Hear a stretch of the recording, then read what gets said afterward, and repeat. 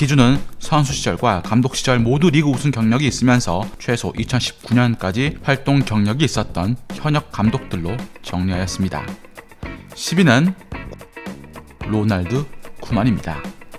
1990년대 네덜란드 축구가 전성기를 맞이할 때 오렌지 커넥션 때문에 많은 네덜란드 스타들이 빅리그로 향합니다. 그중 필립 코크나 프랑크 데보어 등 바르셀로나 선수 시절, 네덜란드 리그 감독 시절 모두 우승을 경험한 이들도 있지만 그중 최고의 한 명을 꼽으라면 바로 로날드 쿠만 감독입니다. 아약스, 아인토벤 양대 명문에서 모두 리그 우승을 차지했고 아인토벤 시절엔 히딩크와 함께 챔스 우승을 포함해 트래블을 달성한 핵심 멤버였죠. 그 덕분에 바르셀로나에 진출했고 리그 우승 4년 연속 성공, 챔스 결승전 결승골, 수비수로는 이루기 힘든 챔스 득점왕까지 기록 머신이었습니다. 국가대표로도 1988년 네덜란드의 첫 메이저 대회 우승인 유로 우승컵을 안겼으니 화려하다 못해 사치스러울 정도로 커리어가 휘황찬란했던 쿠만은 은퇴 후 감독으로 1999년부터 네덜란드 리그에서 경험을 쌓았는데 공교롭게도 선수 때와 똑같이 아약스와 아인토벤, G봉을 모두 잡아보았고 리그 우승까지 달성을 합니다.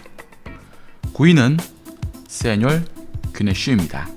2002 한일 월드컵에서 터키를 1학 4강에 올려놓아 세계적인 주목을 받았던 귀네슈 감독은 선수 시절 터키 트라부존스에서 골키퍼를 14년간 453경기에 나선 구단 최고의 전설이었고 훗날 트라부존스 홈구장 이름이 귀네슈 스타디움으로 바뀌었을 정도였죠. 현역 시절 리그 우승 6회를 포함해서 14번이나 자국에서 우승컵을 들어올립니다. 물론 역대 골키퍼 라인을 보면 터키를 월드컵 3위와 유로 4강으로 이끈 레치베르가 역대 최고의 터키 골키퍼지만 귀네슈 역시 터키 리그 역사에 세 손가락 안에 드는 명수문장이었습니다. 선수 은퇴 직후 곧바로 지도자의 길로 들어선 귀네슈는 리그와 국대를 넘나들며 화려한 업적들을 쌓아 올렸고 리그 우승은 베식타스에서 지휘봉을 잡았던 2016년 처음 리그 우승을 경험을 합니다. 2019년 15년 만에 터키 국대를 다시 이끌게 된 귀네슈 감독은 터키를 다시 유럽 본선에 올려놓으면서 터키를 강팀으로 만들었고 프랑스와의 무승부로 다시 한번 명장임을 입증했습니다. 8위는 디디에 데샹입니다. 2018 월드컵 정상에 오른 프랑스 대표팀 감독 데샹은 프랑스 대표팀을 이미 2012년부터 장장 8년째 이끌고 있습니다. 이전 마르세유 감독 시절 2010년 리그 우승을 이끌 당시 수비와 공격 밸런스를 모두 절묘하게 맞춘 지장이란 소리를 들으며 단숨에 주목을 받습니다. 당시 프랑스 리그 우승권 도전을 하는 감독으로는 클라우드 푸엘, 루디 가르시아 등 잔뼈 굵은 감독들이 꽤나 즐비했습니다. 프랑스 리그 우승을 저평가할 게 아니라 데샹은 당시 이 팀을 이끌고 챔스 준결승까지 올랐던 리옹을 홈에서 잡아내고 원정에서 도와 10골을 주고받는 혈전을 일으켰으니 말입니다. 알다시피 당시 리옹 골키퍼로는 요리스가 골문을 지키고 있던 자였습니다. 마르세유 감독 시절 말고도 AS 모나코 시절에도 지휘봉을 잡아 구단 역사상 최초로 챔스 결승에 진출을 시켰습니다. 선수 시절에 데샹은 리더십의 결정체로 마르세유에서 바르테즈, 드사이, 루디 펠러와 함께 리그 우승 3회를 이끕니다. 여기서 그치지 않고 1994년 세리에 A 유벤투스로 이적해 3번의 리그 우승에 중요한 멤버로 활약했고 이 공로로 1996년 올해 프랑스 선수에 선정이 됩니다. 선수로 1998년 월드컵과 2000년 유로를 모두 석권한 캡틴이었던 데샹은 프랑스 국가대표 감독으로 부임해 망가진 팀을 재정비하고 다시 세계 정상에 올려놓아 명장으로 인정받게 됩니다. 한편 프랑스는 데샹을 신뢰해 2022년까지 재계약을 마쳤고 라카제트, 라비오, 라포르테는 여전히 그의 부름을 받지 못할 것으로 전망이 됩니다. 7위는 로베르토 만치니입니다.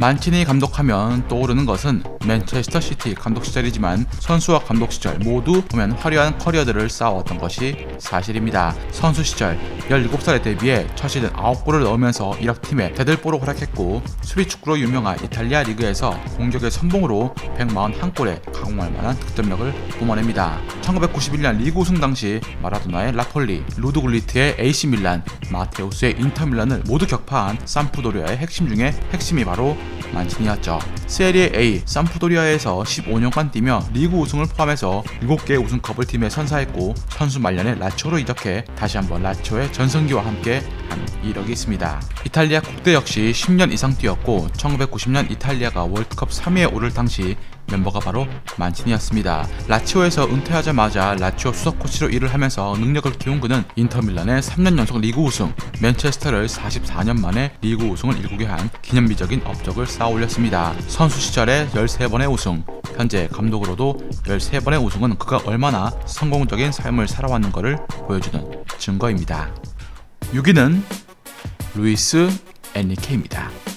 바르셀로나의 레전드이자 현재 스페인 국가대표 감독으로 다시 복귀한 엔리케는 현역 시절 A매치 62경기에 출전했고 레알과 바르셀로나를 거친 스타 플레이어였습니다. 1991년부터 5년간 레알에서 그리고 1996년부터는 바르셀로나에서 뛰며 두 팀 모두 리그 우승을 경험을 했습니다. 리더십까지 출중했던 그는 2002년엔 팀의 주장을 맡아 활동량, 토지 넘치는 플레이로 팀에 헌신을 했죠. 은퇴 후에도 바르셀로나 2군 감독과 셀타비고 AS 로마 감독으로 활동했던 그는 2014년 뜻밖에도 바르셀로나 1군 감독으로 취임하게 됩니다. 당시 타타 마르티노 감독이 이끌던 바르사는 리그 우승 경쟁에서 뒤처지고 말았고 팀이 부진을 면치 못하자 감독이 한 시즌 만에 교체가 되는 일이 발생했기 때문입니다.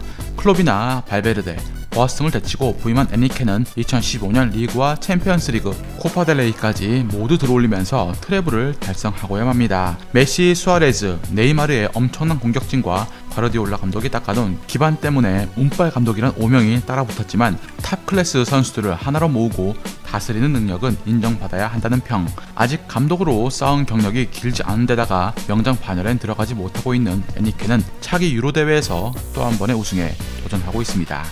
5위는 안토니오 콩테입니다.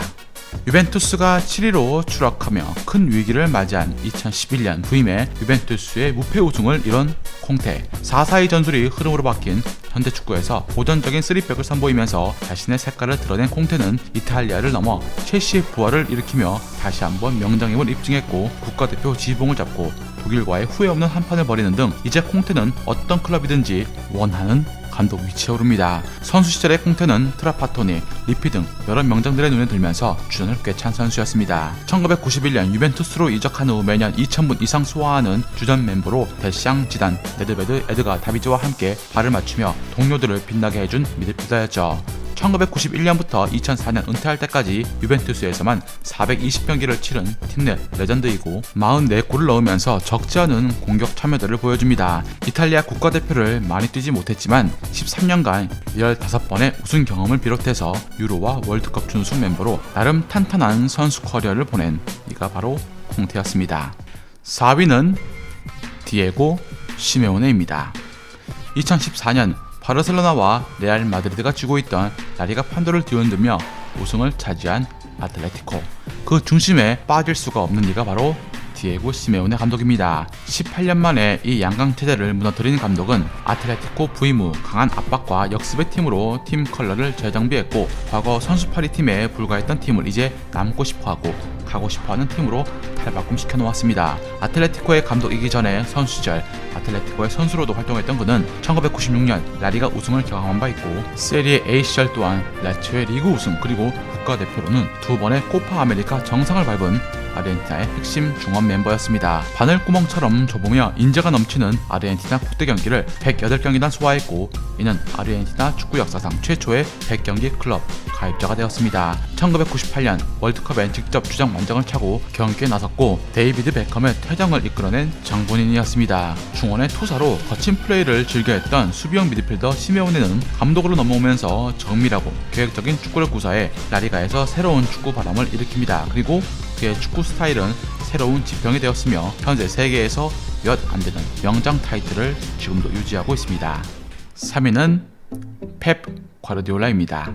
2007년부터 감독 생활을 시작해서 2020년까지 총 28번의 우승을 경험한 펩 과르디올라 감독은 선수 시절 17년간 바르셀로나에서 보내면서 쌓은 커리어들입니다. 바르셀로나 유스 시절 요한 크루이프 감독이 2군 훈련에서 펩의 다재다능함을 알아보고 1990년부터 그를 1군 무대로 끌어올려 쓰기 신란의 전성기를 이끌던 명장으로 우리에게 낯익은 안첼로티의 선수 시절을 직접 본 이는 많지 않습니다. AC 밀란이 오렌지 삼총사를 데리고 한창 우승컵을 싹쓸이한 80년대 후반 AC 밀란의 일원이 되었던 안첼로티는 이전 AS 로마의 선수였고 이미 리그 우승까지 경험한 바가 있습니다. AC 밀란에서 우승컵을 더 많이 가져갔기 때문에 우리 인식에 AC 밀란의 레전드로 남긴 하지만 AS 로마에서 밀란 시절보다 더 많은 227경기나 치렀고 본인이 데뷔까지 한 친정팀이나 매한가지였습니다. 그런데 갑자기 왜 AS 로마에서 AC 밀란으로 팀을 옮긴 것일까요? 바로 1987년 28살의 안첼로티는 아리고 사키 감독 눈에 들게 됩니다. 현대 축구의 피를로나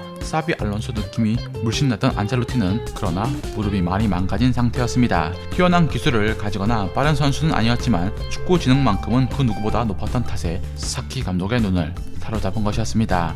사키 감독의 선택은 옳았고 챔피언스리그 2연패 우승에 중요한 역할을 안첼로티는 하게 됩니다. 당시 안첼로티와 합을 맞춘 중원은 부동의 주전 레이카르트, 기술은 세련되지 않았지만 활동량이 많고 투지 좋은 안젤로 콜롬보, 1996년 이탈리아 대표 로베르토 도나도니 등으로 기라성 같은 선수들과 함께 AC 밀란의 전성기를 이끌었습니다. 대망의 1위는 지네딘 지단입니다.